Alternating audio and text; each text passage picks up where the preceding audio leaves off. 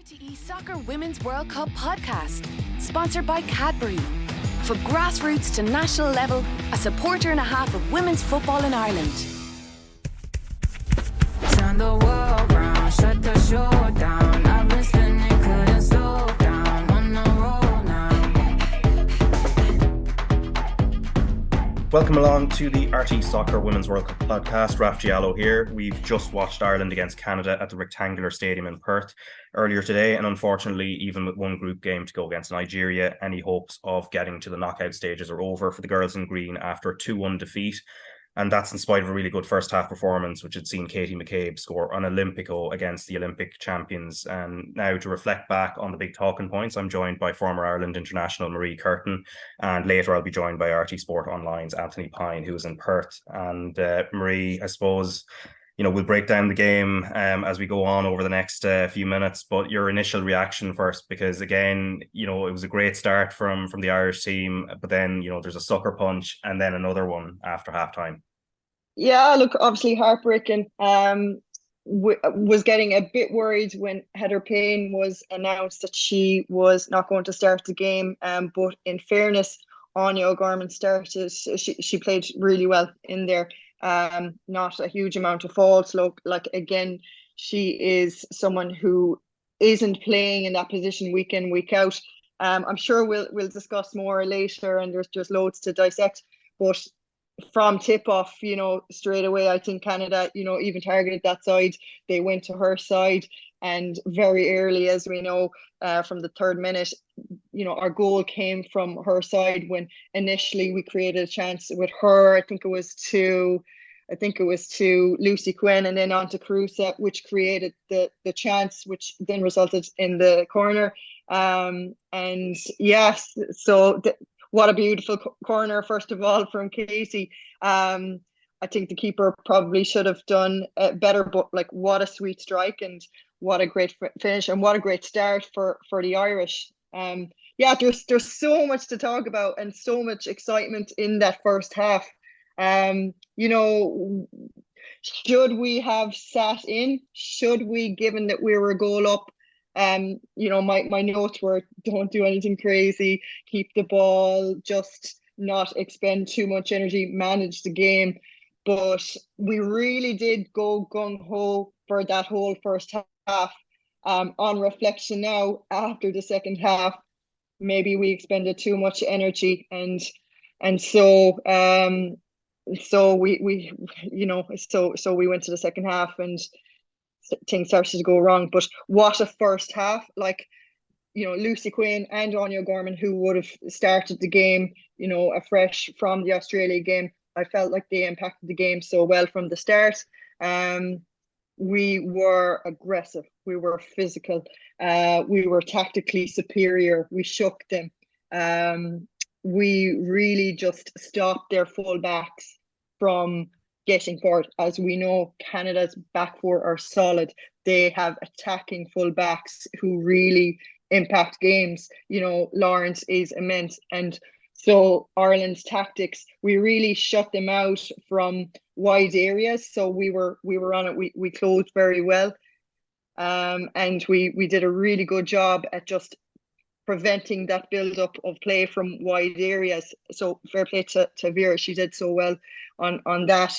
We continued and we just absolutely went gung-ho in that first half, where maybe on reflection we could have managed the game better and conserved energy, and maybe we wouldn't have died out in the second half as we saw. Yeah, because something we were talking to Rihanna Jarrett about a couple of days ago in the build-up to the game was whether Ireland would play 5 to 10 yards higher. That's something she wanted to see because she felt the knock-on effect would be better in possession. Denise O'Sullivan higher up the pitch, as we saw in this game. Sinead Farrelly would reap the benefits of that as well, and also Katie McCabe could get forward. And really, that first goal, I know obviously it's straight from a corner, it's a different thing, but to actually even get into that position for the Kira Carusa chance, that seems to stemmed from that sort of tactical shift. Yeah, absolutely. And Kira Caruso, she was so excellent. She was an excellent target player for us, holding the ball up well, causing Buchanan serious problems, and Buchanan is world class. She is an excellent centre half, as we know. I like that we had some variation as well in set pieces. The last time I was on here, I was a little bit critical of our set pieces.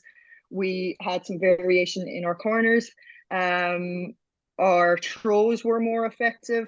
Our success rate of our throws and ball retention was so much improved since the Australia game.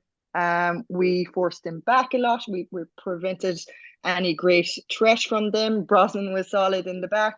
And kind of halfway through that first half, Ashley Lawrence suffered a knock to the head, and I thought at that moment that they were going to take that time and kick them, that they would push on and that we'd have to sit again. But no, Ireland still persisted to just absolutely dominate, absolutely all the way through that first half, and we continued to absolutely boss it.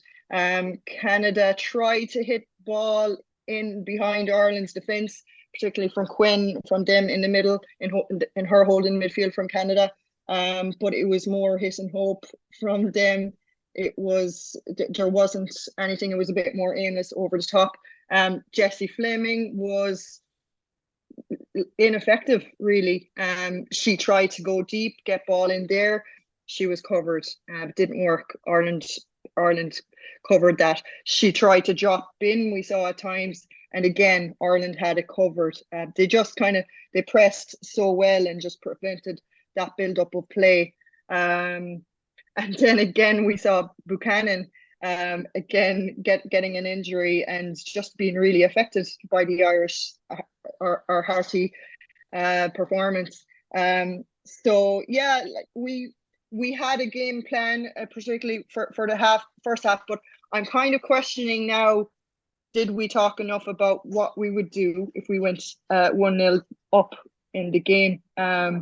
Because I feel maybe we should have managed the game a bit better, being 1-up.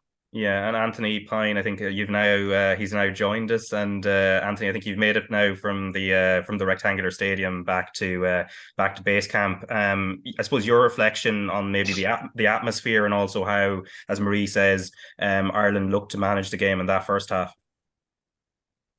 Well, the atmosphere was fantastic, and the first half performance was, in my opinion, certainly the first half an hour was the best I've seen Ireland play in the Vera Pauw era, and it felt like everything was clicking. It was kind of building towards this, and all her decisions and our squad selections were vindicated in that first half by and large, because Sinead Farrelly, who we've always known as an extremely talented player, but this was her best performance. The team did look like they played slightly higher up the pitch. They were certainly more front foot. They got Kane McCabe into on the ball in the Canadian half pretty regularly. Denise O'Sullivan was playing higher, so her intelligence and her vision and everything suddenly becomes more of a weapon in terms of moving the opposition around. And with and without the ball, it was just spot on. It was absolutely spot on, and they were shook. There's no question about it. They were shook. But unfortunately, Ireland needed a second goal, and the reason they needed a second goal is because they just don't have the strength and depth of the top 10 nations, Raf. That's really what it comes down to, in my opinion. Like, it's not a coincidence that this keeps happening it's not that it's happening against every team Ireland play. It's specifically the top 10 ranked teams. And when you get to that level, what they have is strength and depth. The three players Canada brought on at half time, Zadorsky came on, a defender. I think she's 30 years. They're all in their 30s. Sophie Schmidt is 35, I think, and then obviously Christine Sinclair is 40 years old. But these players come on for the second half, so they might be getting a little bit older, but they're seasoned, top class footballers. And if you're asking them to play 90 minutes, they'll tire in the last third of the game. Probably you ask them to play 45, and you've got such a potent weapon on your bench. And Bev Priestman did reference that in her post-match press conference. I think ultimately, like, we can pour over it, and there was probably little things that, you know, maybe Ireland could have done better, and little moments where they might be regretful. But I just think what it boils down to, this game was won off the bench. It was strength and depth. Very unlucky first half injury time to give up an own goal in that way. But, you know, when Canada, they were awful in the first half, Canada. They were absolutely awful. They were so poor, particularly in the first 20 to 30 minutes. So they were only going to get better. And on top of that, they had quality on the bench to bring in. And if you look at the players Ireland brought on, Izzy Atkinson, Abby Larkin in particular, these are really good players, but very young, very young to be coming onto this stage. Still plenty of maturing and developing to come in their games, and not to finish the article. So that, I think, as the game went on, Ireland faded a little and Canada got stronger. And unfortunately, they ultimately kicked on and won the match. Yeah, and before we listen to Vera Pauw, Marie, just on, I suppose, Ireland's changes, and it was something actually Ruesha Littlejohn touched on after the game in terms of the habit, and I think Anthony sort of touched on it there, where either side of half-time, Ireland seemed to have struggled. I think the Australia head coach had sort of made reference to that as well. And what do you think might be at the heart of that from an Irish point of view? Yeah, look, Anthony had great points there, and just strength and depth in the whole squad. For me, I suppose it brought light to the longer term issue, I suppose, in not having we're forced always to play players out of position. And so, so do we identify the players earlier and develop them up along, whether that be through the home-based training, or identify players and go after them. But yeah, we have players on the pitch, and probably too many in, if you're looking at World Cup competition, there's a lot of players playing out of position. So you can dissect those goals, and look, Megan Connolly can be so proud of her performances, in these last two games, in a position that she's not playing week in, week out. You could say the same for Anya today. But just Megan's body shape for the two goals was slightly off. So for a centre half, you need to be, you're back to goal. You need to be checking, scanning constantly. You need to be telling your midfielders you're driving that energy, telling midfielders whether to shift right, shift left, and it's so technical down to the inch, just of that moving right or left to cover your space, how to cover, or where to be to provide that cover, when to press, when to drop off, when to drop it in and just cover and recovery runs and so forth.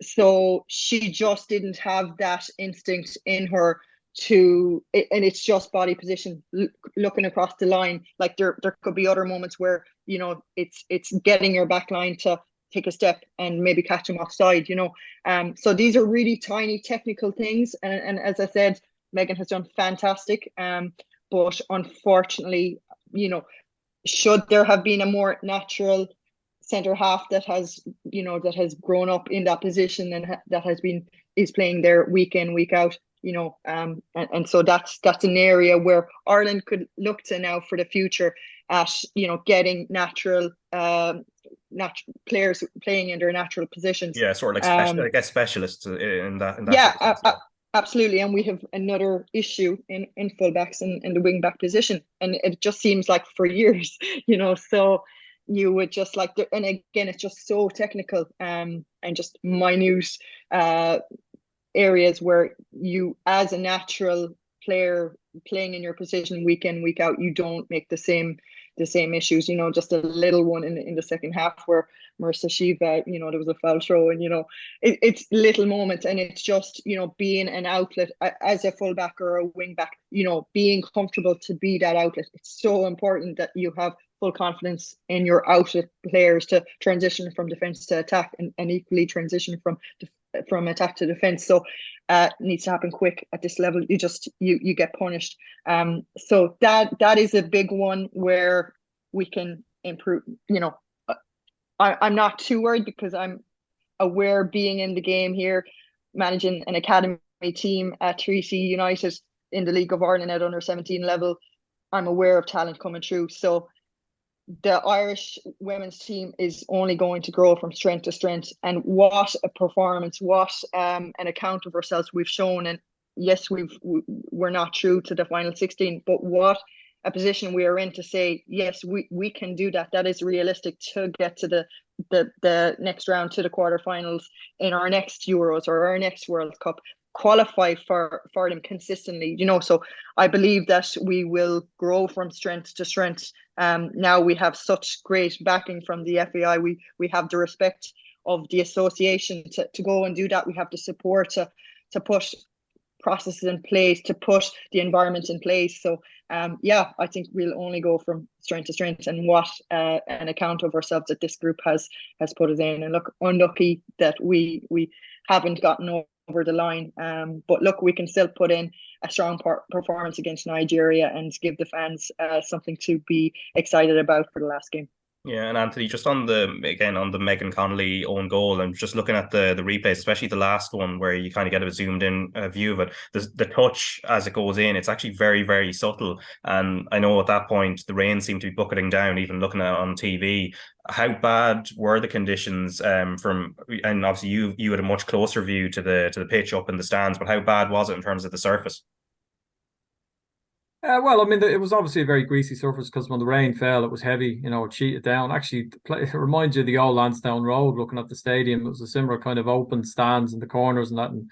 And it didn't rain throughout, but when it rained, it was heavy. So the pitch was greasy. And actually, I thought that might suit Canada more than Ireland going into the game. And Bev Priestman had talked about wanting to move the ball quicker and try. She knew that Ireland would have that 5-4-1 block. And as it happened, I thought Ireland probably used the ball better in that first half. It wasn't just about guts and effort; there was quality with it, But I just think that the goal, that own goal, unlucky as it was, those type of things have happened a lot to Ireland in the last 6 games, which have all been against very good teams: USA twice, France, Australia, Canada. I just think it's because after that great first 20-odd minutes, they did retreat.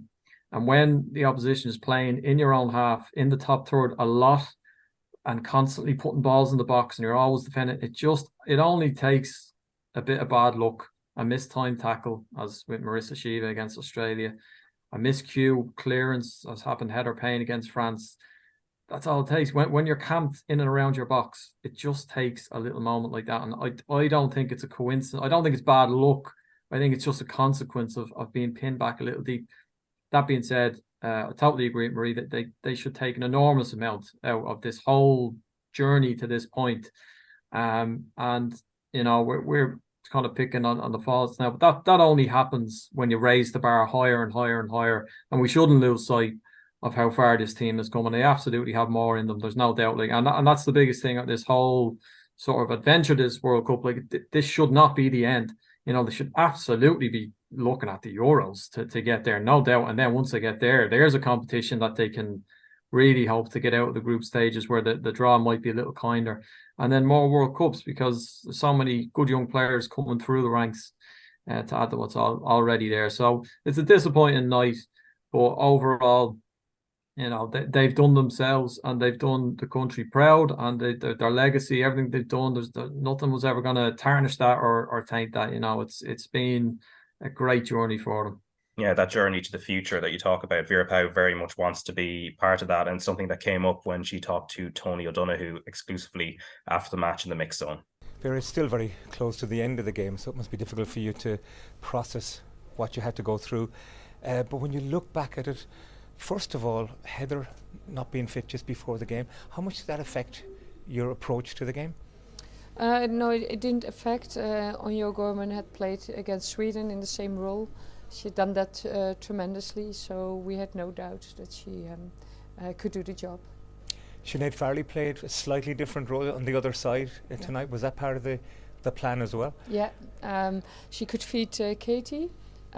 We found that in the previous games Katie was isolated and did not get enough balls to show her quality, and I think it worked out very, very well because because of her, not only she flourished, but Katie could flourish. Was it one of the reasons we had so many more opportunities, do you think?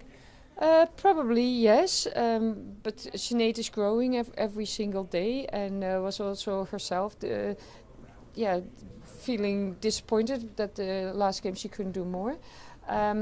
But her task now was to create a lot of space for Katie, while bringing rest on the ball, and you could see that what she can do in a very small space. That gives the team so much more time and space. But for you as a coach, knowing you're only probably going to get an hour from her, she gives you a lot in an hour, but when she can do 90 minutes, it'll mean so much more. Yeah, that will grow. We all know that she hadn't played for 7 years. When she came to USA, she had only played 60 minutes, I think. Her club is very careful with her, so that is good. They're not overloading her, and what we get out of her now is phenomenal. It's just phenomenal. And you got more out of Kira Caruso tonight as well then. I mean, she had so many more chances. I mean, she works tirelessly, but more chances, and she had shots on target as well. Yeah, and we worked on her to under the pressure of the opponent to find the space, like she's done against USA. She couldn't do that against Australia because she was sandwiched, but we worked hard on in the reception of the ball, where then to find the space so that she could be of a bigger benefit, and it worked out very well. The Australian manager Tony Gustafsson has identified in the past, he told us in the pre-match press conference about Ireland, at the end of matches and at end of halves rather, and at the start of halves, and it turned out like that. I mean, 4.5 minutes into added time. Yeah, that is when you're a newcomer at the highest level. That is what always happens, and I don't want to take that down, but that is all my teams that were growing and getting to the top level. They all had this. You have to go through that phase because you need to be able to concentrate and play your task till the very, very, very last moment. But if he could identify that, I'm sure you identify that. What can you do to stop that happening again? Well, we've been trying to make them aware of it. The moments that you can breathe, let go, and then pick it up again. It is a moment of looking at the clock, thinking that it's half time, not the cover not really close, and then the goal is done. And you could see it coming. I said to Tom, the goal is coming. Did you see Canada at the end of the second half killing the game? Yeah. I mean, you can call it cynicism or professionalism, but just seeing the game out, experience. Yeah. I want to call it experience. That is the difference with the top teams who've played all those World Cups. They know exactly how to do that, and we couldn't get the pressure on the goal in the way that we wanted it, but we did do it, and we did get another chance, and we could have scored again. So I don't know how many corner kicks we got, but we have put pressure on the goal. We did create chances, and we are growing every single game. So I'm so proud that process is going up. But I'm a top athlete myself, and or I was it a long time ago. I hate losing, so I'm so disappointed. But although you lost, was that the best performance of the girls under you? I think so, but I think every game has been the best performance because every game is better than the previous game. Apart from the Greece away game at the very, very start, every single game we grew and played better. So again, I don't know where the ceiling is, but we're not done yet. So you talked about experience. They've gained World Cup experience and another game to go. Nations League, the next campaign. Do you want to lead them into the next campaign? Well, I've been clear about that before. That's a yes? I have been clear about it. So. And what do you hope from the Nigeria game? The Nigeria game will be again a complete different game because an African team is playing completely different.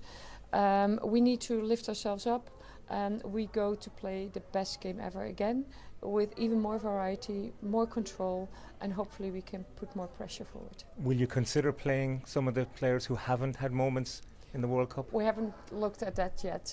It is top sport, it is elite sport, and we want to make the nation proud. So we need to evaluate and sit down and think, but we will not give the game away, that is for sure. Thanks, Vera. Thank you. That is Vera Pauw speaking to RT soccer correspondent Tony O'Donoghue after the match, and we'll touch on a couple of those points. But first, Marie, just on the second half, it was something that was noticeable that in the first half, at least, it seemed that Ireland were able to press, on Harry and play high with Kira Carusa leading the line. But it seemed Canada tried to take that weapon away. Noticeably, the goalkeeper was kicking long a lot more in the second half, and that consequently seemed to turn the game in their favour. Yeah, Raf's, obviously conceding was a huge blow, and I honestly think Ireland felt with how they performed in the first half that they could come back and win the game and get a winner. So we did go for it in the second half from early. Unfortunately, if you put that kind of a performance in the first half of such high intensity, that is very, very hard to retain for a full 90. Yes, we made changes. We made a lot of changes. Actually, we've emptied the bench, but we didn't hold it together so well. So the more the game, the more it developed. They got a second, which obviously put us under tremendous pressure again. So we're always fighting at that point. So because we went and played higher, we were opened up more. Canada looked like they could have scored 5 times in that second half. Courtney saved us once or twice, really good saves that kept us in the game, because I honestly thought we were going to concede a couple of more times. We were opened up. Canada were a threat. They grew in confidence. So it was just very, very hard to get a better foothold in the second half, after maybe emptying the tank in the first half. So we just struggled after that. And although we gave it excellent effort and tried to build and try to create chances, we just ran out of steam, and they grew in confidence. So that was the difference. Yeah, and Anthony, obviously the World Cup journey in terms of realistic involvement, that's at an end. I mean, the permutations unfortunately mean that Ireland can't go on to the last 16. But there, with the Nigeria game, there is still plenty to play for in terms of milestones. There's still a first win that could be available, and also there is the matter of, as Tony asked Vera towards the end. There are a number of players who still haven't had an opportunity to play yet, and whether they get an opportunity or not, there's still tangible things to play for there. Yeah, no, absolutely. Obviously there's an injuries there as well. Heather Pyne missed out with a hamstring tweak, so it could be an opportunity to say, freshen up the squad and give players a chance to get a taste of this World Cup. And they're a proud bunch. They want to go out on a high. They've had brilliant support in the 2 games tonight. Really was. I mean, again, the Bev Priestman did talk. She said it was a hostile atmosphere, and it was very similar. It was good prep for them to play Australia, who were co-hosts. Felt like they were playing an away game tonight, Canada. And I'm sure they'll have that again in Brisbane. So they'll want to give those fans a reason to cheer. All of this is new. All of this whole thing is new to these players. The extra attention, the extra media, family and friends traveling literally to the other side of the world to come and support them, and they'll be desperate to do well for them as much as themselves. So they're certainly not going to go in and lie down. I mean, it will sting them tonight. They're flying straight back to Brisbane tonight on a chartered flight.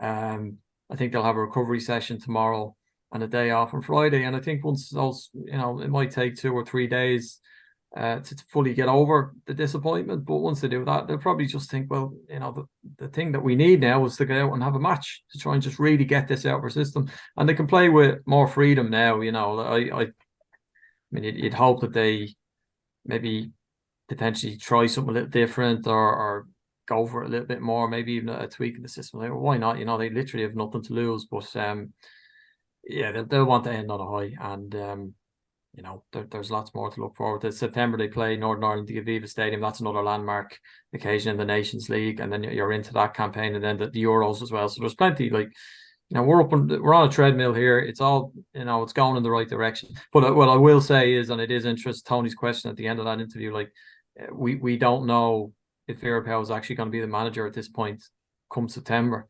And once the dust settles and all this, and we get that last game out of the way, that will be the next big question, because her contract is actually up after this tournament, so that has to be sorted sooner rather than later. Yeah. So just on a couple of those things, Marie. First, the last question that Tony asked, so in and around, like, there are players, there, Dan Caldwell, Ciara Grant, Claire Reardon, Chloe Mustaki, haven't featured in the tournament in terms of on field yet, and whether, well, obviously Vera Pauw has said, that she's not committing one way or another to to playing them at this stage, because obviously it's still a match that they want to win. And then I suppose the other thing, Vera Pauw's future, she's very much clear she wants to stay on, and obviously she's actually made history by bringing Ireland to a major tournament. I imagine continuity is going to be important there as well. An interesting one. Firstly, just on whether we could expect that she changes around the team.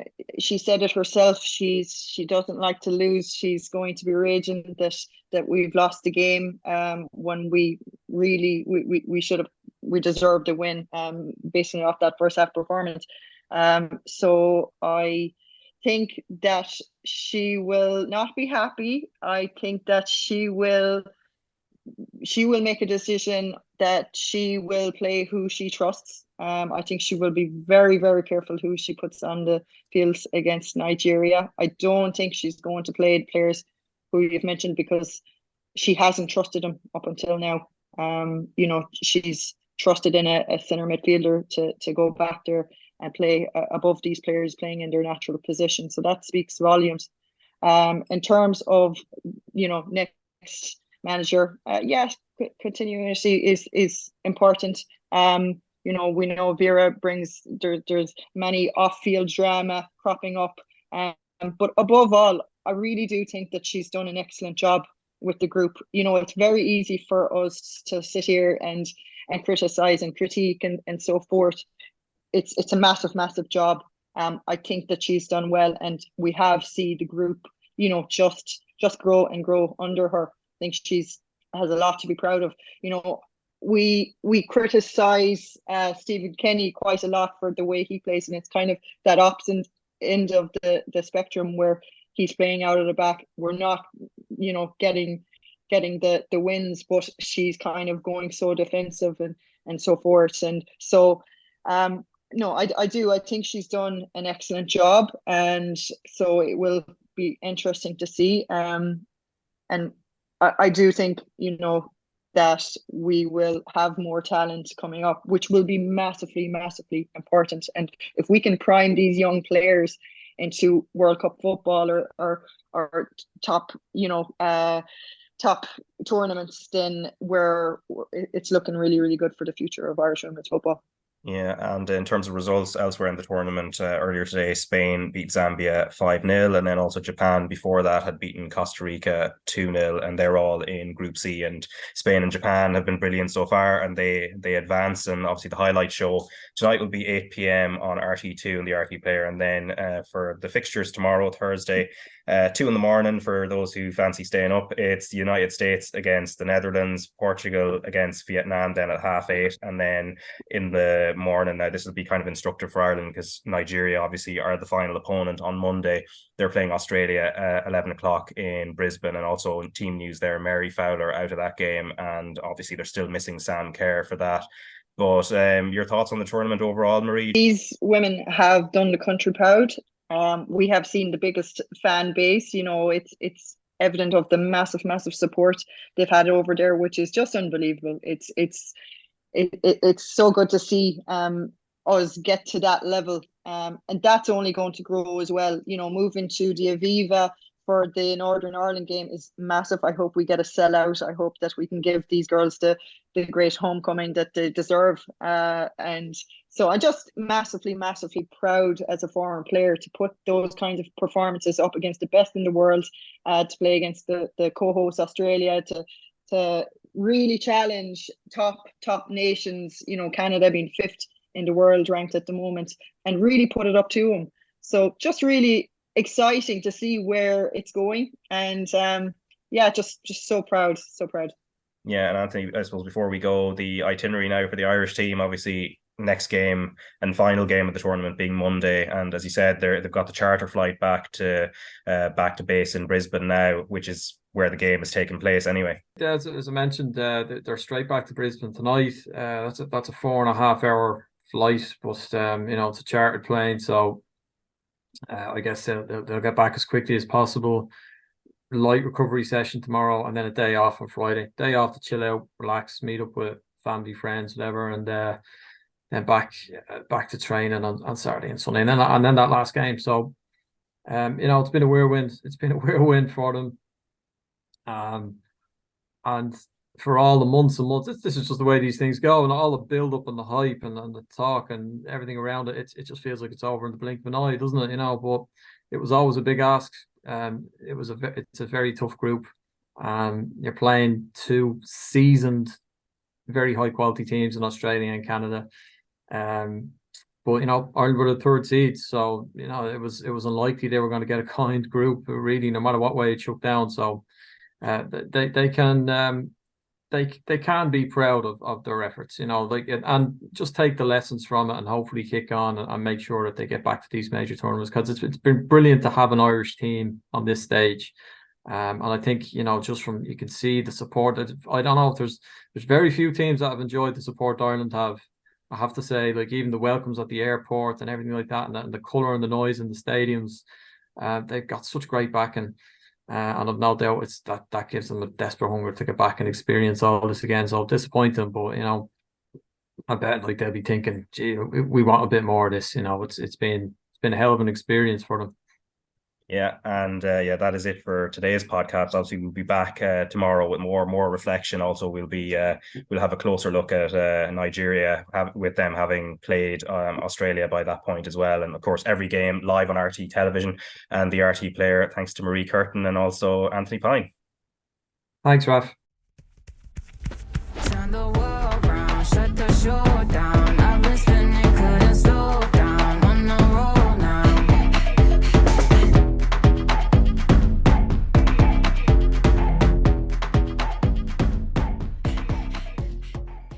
A supporter and a half likes, shares, comments, and tweets. Cadbury sponsors RTE Soccer Women's World Cup podcast.